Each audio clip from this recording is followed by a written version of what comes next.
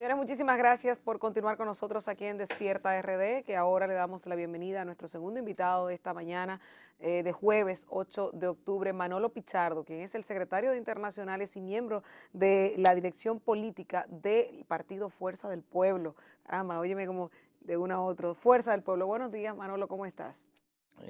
Buenos días, gracias por permitirme conversar contigo y ustedes esta mañana tan interesante, Claro que sí, una llena de muchas persona, cosas. exacto, una persona de nuestros afectos y sobre todo un Es experto en así. muchos temas interesantes. Y quiero empezar justamente con la parte de la fuerza del pueblo y la reingeniería en la que se está abocando de cara a los próximos procesos y proyectos que tienen.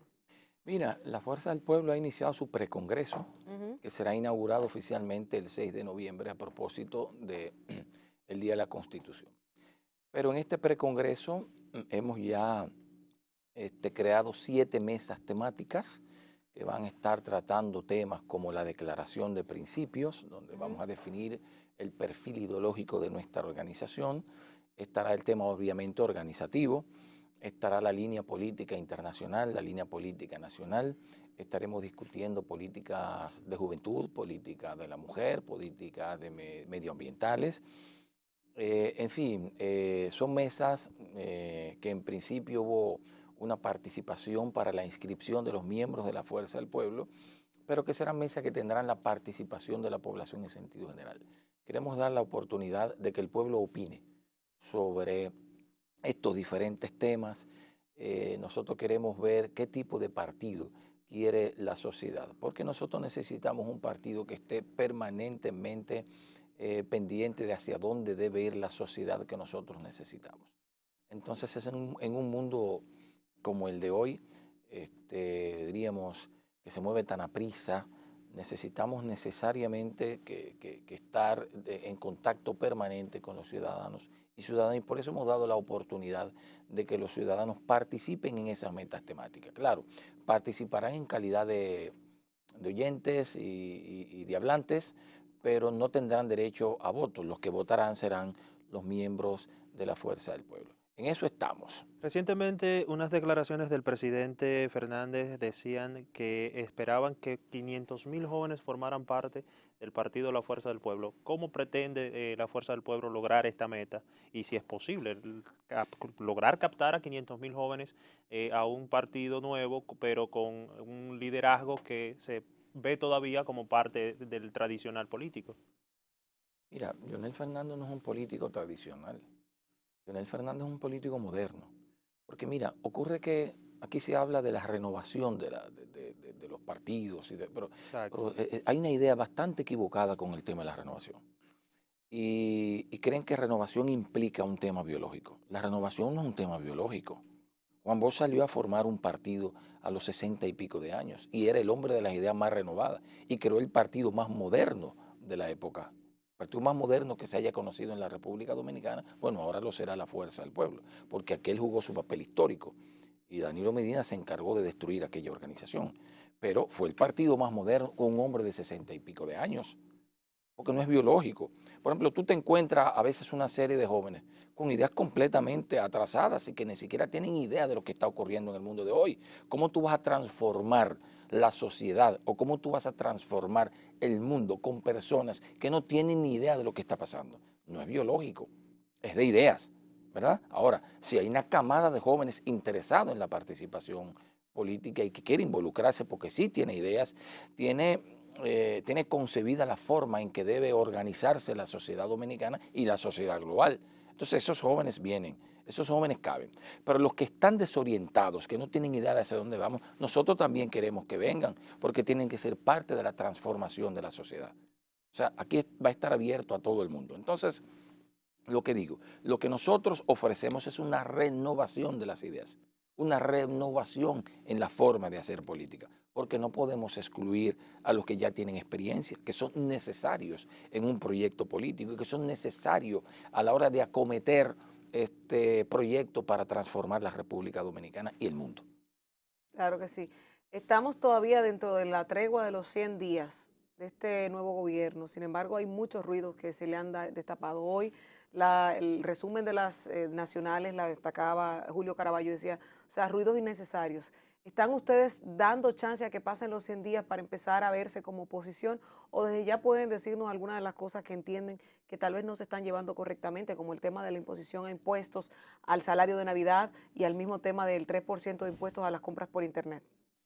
Mira, yo pienso que este gobierno ha asumido la dirección del Estado en situaciones bastante difíciles. Voy a decir, nosotros somos un partido de oposición, clara y abiertamente de oposición. Pero nosotros tampoco podemos hacer política insensata e irresponsable. Este gobierno ha asumido la dirección del Estado en medio de una crisis sin precedentes en la historia moderna de la República, con una pandemia que ha paralizado no solo la República Dominicana, que ha paralizado el mundo y que ha traído como consecuencia una crisis económica con una contracción que no tiene parangón en la historia reciente de la humanidad y del capitalismo. Nosotros hemos tenido 3 crisis del capitalismo. La primera estalla en 1873, la segunda estalla en 1929 y la otra fue reciente, en 2008, que todavía se sienten las secuelas de la crisis. Pero en ningún caso ha habido una contracción de un 9% de la economía, de menos 9%. En la penúltima, la contracción fue de un 4%, ¿verdad? Del Producto Interno Bruto Global. Nosotros estamos hablando de un 9%. Nosotros estamos aquí, vamos a padecer la contracción de la economía de menos 9%, aquí en República Dominicana. La región será de un 8%. Pero lo peor es que Europa, uno de los centros de poder del mundo y de los motores de la economía global, la contracción será sobre 2 dígitos, de más de 12, de 12.5. O sea, lo que le espera a la humanidad y a la República Dominicana después que esto pase en términos económicos será catastrófico, casi apocalíptico. Entonces, el gobierno encuentra esta situación, ¿verdad? ¿Qué es lo que requiere la República Dominicana y el gobierno? Es la unidad del pueblo dominicano. Porque debo decir lo siguiente, ni siquiera las medidas nacionales son solución al problema de la crisis nacional. No, la crisis es tan profunda, es tan grave, que requiere de que los actores en el ámbito internacional se pongan de acuerdo para acometer proyectos y tomar medidas de alivio de la situación a nivel global. Hay que reactivar la economía, hay que expandir el gasto. Oí recientemente la secretaria ejecutiva de la CEPAL que dice que hay dinero suficiente para reactivar la economía y para que se empiecen a aplicar políticas de estímulo, ¿verdad? Que es necesario. Entonces, en medio de esto, yo creo que, como está haciendo el PLD, llamando de que a una protesta en la Plaza de la Bandera, es una insensatez. ¿El PLD qué lo hace? Sí, hombre, claro. Es una insensatez. Un partido destruido, con un grupo de gente que tiene que tener cuestiones pendientes con la justicia porque realmente desfalcaron el Estado, ¿verdad? Entonces se han envalentonado y andan en los medios de comunicación. Deberían sentir vergüenza y estar escondidos. Pero yo oigo a un señor ahí, que es el presidente de esa organización política, que tiene un archivo que ahora dicen que es definitivo, pero que tiene que explicar una serie de cosas en esa organización, de él y de otros. Entonces andan envalentonados, con carabina vacía, tirándole a un tipo que tiene una bomba atómica. Yo no entiendo la lógica de estos señores, ¿verdad? Entonces, yo creo que por ahí no debía andar la cosa. Yo creo que el gobierno de Luis Abinader ha cometido errores y va a seguir cometiendo errores. O sea, hay un proceso de aprendizaje en el manejo del Estado. El Estado es muy complejo, demasiado complejo. Y tú no aprendes a manejar las cosas de Estado de un día para otro, de la noche a la mañana. Tienen que aprender, ¿verdad? Y en ese proceso, obviamente, que habrá aciertos, habrá errores. Entonces nosotros tenemos que esperar que primero que el gobierno defina un perfil, hacia dónde va. Nosotros no sabemos hacia dónde va el gobierno. Hay muchas especulaciones. Se dice que es un gobierno de corte neoliberal, y siempre lo repito, porque está hablando de una serie de privatizaciones que, si es como se plantea y como se discute, realmente es un gobierno de corte liberal. Se habla incluso de desmontar conquistas que ha logrado la República Dominicana, en el caso, por ejemplo, de los trabajadores. Habría que ver si eso es verdad, hacia dónde llegan. Bueno, hablan de eliminar el salario 13, hablan de la flexibilización laboral, algunos. No sé si eso es verdad. Pero si es verdad, habría que tomar, hay que tener mucho cuidado con este tema. Mientras tanto, hay que darle el beneficio de la duda. Hay que esperar que vayan definiendo su perfil de gobierno. ¿no? Y entonces nosotros iremos asumiendo posiciones en la medida que vayamos viendo cosas concretas, ¿verdad? Manolo, ya que usted menciona la situación del presidente del Partido de la Liberación Dominicana, él decía ayer que las solicitudes también se le habían hecho a Leonel Fernández cuando era presidente, las solicitudes de auditoría o de esclarecer lo que hicieron con los fondos entregados entre 2012 y 2016. También se le habían hecho a Leonel Fernández y que este básicamente había ignorado estas solicitudes. ¿Qué opinión le merece esto? Pero nosotros somos de la fuerza del pueblo. Sí, pero Leonel Fernández Ellos fue son, presidente del PLD. pero ellos son los que tienen que responder por lo que pasó en la campaña. No hay forma de justificar lo que gastaron.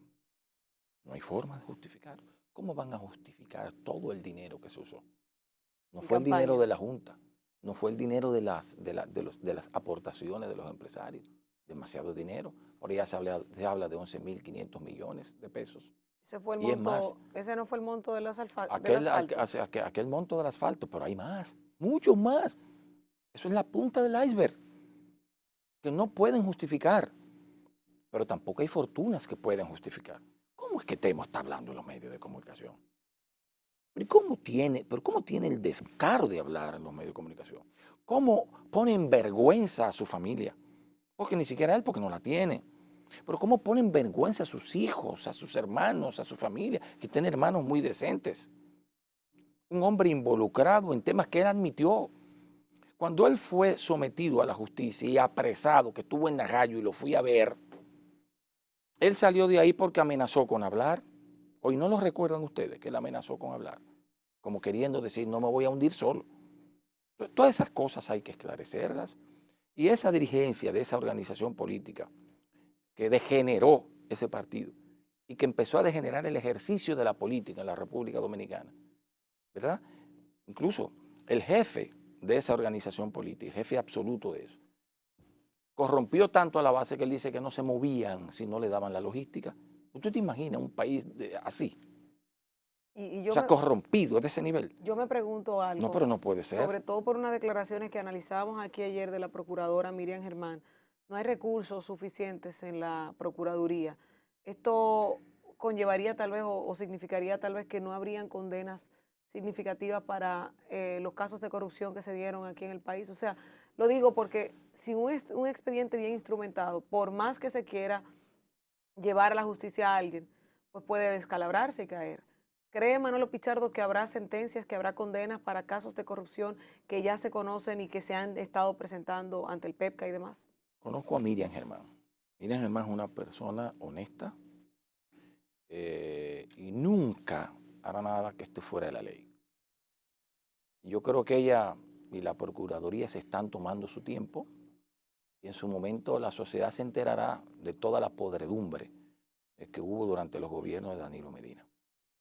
Yo no digo que en los demás gobiernos hubo actos de corrupción. En todos los gobiernos hay actos de corrupción. En todos los gobiernos hay uno que otro. Ahora, una estructura corrupta, mafiosa, con una cabeza dirigente y ramificada en todas las instituciones del Estado, participando familiares y todo el mundo. No, eso yo no lo había visto en la República Dominicana. Yo no lo había visto hasta el día de hoy. Hay uno que otro corrupto, siempre ha habido. Pero habrá Balaguer, cuando el propio Juan Bosch gobernó, hubo un corrupto que lo sacó del gobierno, todo el mundo lo recuerda, no lo recordamos, pero lo sabemos porque lo hemos leído. Y bueno, pero el tema es que ahora no fue eso, no fueron hechos aislados, no fue uno que decidió meter la mano, no, es que había una especie de cartel, ¿verdad? O de cártel que estaba en todas las instituciones como una orquesta con un director. Pero, Todo el mundo tocando su instrumento corrupto, pero bajo la dirección de un director con su varita. pero ¿cree Manolo dirigiendo la Pichardo orquesta. que habrá condenas? Si se destapa todo esto, como se dice, sobre todo por la expectativa de esta noche del discurso del presidente, ¿cree que puede haber condenas? Bueno, si no hay condena, hay impunidad. Y yo creo que el gobierno de Luis Abinader no le conviene tapar actos de corrupción porque así como le dijeron al Partido de la Liberación Dominicana se van o es para afuera que van a empezar en enero o febrero a decirle también. Les voy a decir por qué. Porque la crisis es de tal magnitud que aquí habrá protestas sociales. Hay mucha gente empobreciéndose. Aquí han cerrado muchas Ujú. empresas. Algunas cerraron de manera, diríamos, provisional hasta tanto se recupere la economía. Y hay otras que cerraron de manera definitiva. Aquí y en el mundo, empresas emblemáticas, ¿verdad?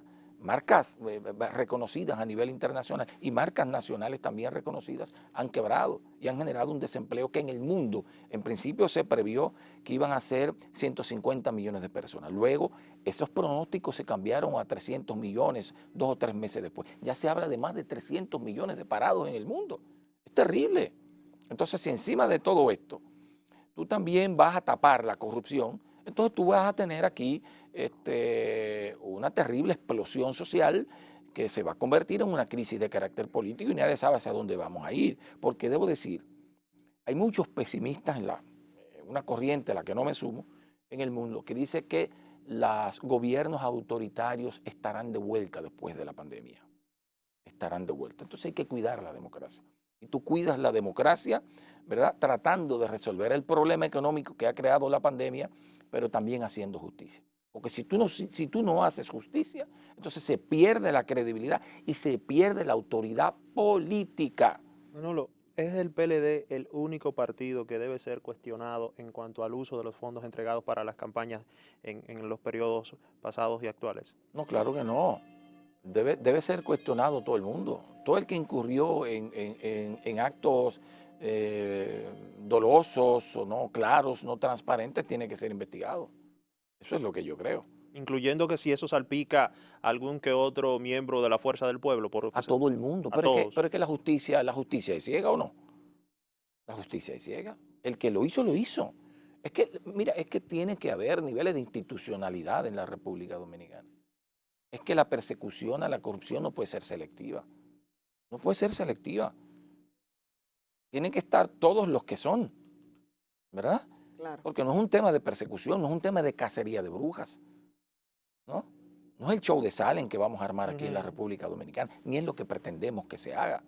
Lo que nosotros queremos es que se aplique la justicia y que empiece a desentarse la República Dominicana. Somos de los gobiernos más corruptos del mundo, señores, en todas las mediciones que se hacen. Y eso se deterioró en los gobiernos de Danilo Medina. Deterioro total.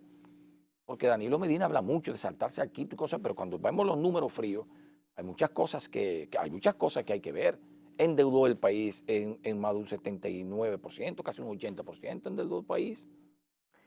Justamente en esa tesitura, Manolo, en este gobierno que tiene casi 2 meses, hemos visto la solicitud de un préstamo de 500 millones de dólares que decían, no recuerdo exactamente cuál era el móvil, porque los 3.800 millones de dólares en bonos soberanos eran para completar el año, Sí, el presupuesto complementario y sí. demás, y el presupuesto del año 2021 que viene con un monto histórico del aumento al Los que se ha 500 llevado. eran para enfrentar la crisis también del COVID. También los 500 millones de dólares, o sea, tres préstamos fuertes en menos de 2 meses entrando este nuevo gobierno que yo entiendo que son justificados y se van a utilizar de forma correcta. Sin embargo, también hablamos de las privatizaciones y ayer el presidente Abinader en una de sus alocuciones para Washington, para la Conferencia de las Américas, mencionaba la privatización de las distribuidoras de electricidad y hablamos de que las EDES a las que nosotros le pagamos la electricidad pueden ser privatizadas y yo me pregunto entonces en qué quedó Punta Catalina. No era para resolver, Punta Catalina no venía a ser la panacea del sector eléctrico y al mismo tiempo bajar los precios. Privatizar para mucha gente significa encarecer los precios y tal vez el mismo problema del suministro de los generadores. Mira, Punta Catalina, Punta Catalina fue un grave error. Yo quiero revelar aquí Ujú. que me enteré de Punta Catalina en una reunión con el presidente Danilo Medina, al principio del gobierno. Todavía no lo había anunciado. Dijo que tenía ese gran proyecto y estaba muy entusiasmado con el proyecto. Y me decía en ese momento, vamos a resolver el tema de los apagones en la República Dominicana. Le dije, con una planta a carbón. Eso no puede ser. Plantas a carbón, eso está desapareciendo del mundo. Así es. Eso es altamente contaminante. O sea, el carbón se usó a finales del siglo XIX. Luego eso fue sustituido por las plantas térmicas con los derivados de petróleo y ahora estamos nosotros apostando a la energía limpia. ¿Cómo vamos nosotros? No, porque es lo más barato y estaba justificando eso. Yo creo que ese fue el gran fiasco del gobierno de Danilo Medina, primero, no ha resuelto el tema de los apagones, no lo ha resuelto, y segundo, ya se está planteando que esa matriz hay que cambiarla a otra cosa, porque el carbón es realmente altamente contaminante y están acumulándose esos desechos que no se sabe lo que va a hacer. Tú pasas por Baní, Baní está totalmente contaminado, una barbaridad. O sea, como tú en el siglo XXI se está metiendo hasta construir una cosa que era lo que movía el mundo en el siglo XIX, pero por favor, bueno, pero esas fueron de las cosas que hizo Danilo Medina, y nosotros esperamos que todas estas cosas que se están anunciando sobre privatizaciones o entregar el patrimonio nacional a la empresa privada y vender como vaca muerta algunas empresas, incluyendo la propia Punta Catalina, que se dice que hay algunas cosas desde el gobierno anterior para venderla, y entonces eso sí sería una situación que habría que enfrentar y habría que ver cómo es que, si en caso de que sea cierto, se van a llevar a cabo todas estas privatizaciones de que se rumora. De que se rumora, no, lo dijo el presidente ayer. Bueno, pero se dicen muchas cosas, el presidente ha hablado de algunas, pero se dicen muchas que tal vez no sean ciertas. Lo que yo quiero decir es, vamos a poner en claro qué es lo que hay, o sea, qué tú pretendes privatizar, qué es lo que es un rumor. Entonces, cuando esto esté claro, nosotros deberemos fijar una posición. ¿Con qué estamos de acuerdo? ¿Con qué no estamos de acuerdo? Pero está bien que se esté vinculando tanto al sector privado para muchos temas públicos. Bueno, mira, Es más calidad, más eficiencia, menos costo. Yo noto en el gobierno de Luis Abinader una participación muy activa del sector privado. Yo creo que hay más políticos a la cabeza en la toma de decisiones, perdón, más empresarios a la cabeza de la toma de decisiones de política de Estado, de políticas públicas, que los propios políticos. Pero vamos a ver, porque hay que darle oportunidad al gobierno de que vaya aprendiendo las cosas de gobierno y a que vaya definiendo un perfil claro de hacia dónde quiere llevar esta sociedad. Bueno, siempre es un placer conversar con Manolo Pichardo, sobre todo porque uno tiene perspectivas que a veces se aclaran con las explicaciones que nos da. De verdad, muchísimas gracias, Manolo. Gracias a ustedes. Éxitos en este nuevo proyecto de partido y sobre todo como secretario de Internacionales, que siempre te vemos viajando por el mundo, andando. Tengo mucho que no viajo, sé que no me voy a topar contigo por ahí. Y también como miembro de la dirección política de la Fuerza del Pueblo. De verdad, muchísimas gracias. Gracias a ustedes. Y nuestros saludos a tus compañeros. Gracias también a ustedes por habernos acompañado en esta entrega. Los dejamos con la programación de Telecentro y Telemicro Internacional. Julio Vargas, Elianta Quintero y una servidora, Loreni Solano, los hemos estado acompañando estas 2 horas. Nos vemos mañana, viernes, a partir de las 6 de la mañana aquí, Telecentro y Telemicro Internacional. Hasta luego. Buen día.